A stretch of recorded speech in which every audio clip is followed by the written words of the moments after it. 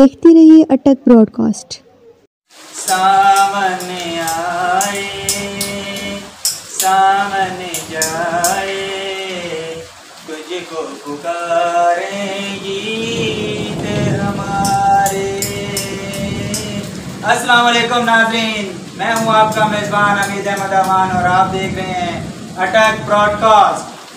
सावन के महीने के शुरू होने के साथ ही हर बंदे की ख्वाहिश होती है कि अभी बारिशें भी शुरू हो जाएं और इंतज़ार होता है कि सावन की बारिशें शुरू कब होंगी। तो आज बारिश शुरू हो चुकी है, सावन की पहली बारिश है और हर तरफ से फूल खिलना शुरू हो जाएंगे, हर तरफ से रौनक हो जाएगी और गर्मी का जोर एक दफ़ा टूट चुका है।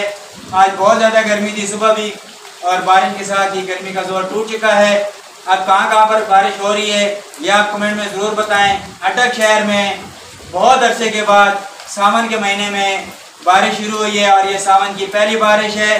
और अभी आप भी कमेंट में ज़रूर बताएं कहाँ कहाँ से आप ये वीडियो देख रहे हैं और कहाँ कहाँ बारिश हो रही है। इसी के साथ इजाज़त दीजिए, अल्लाह हाफिज़।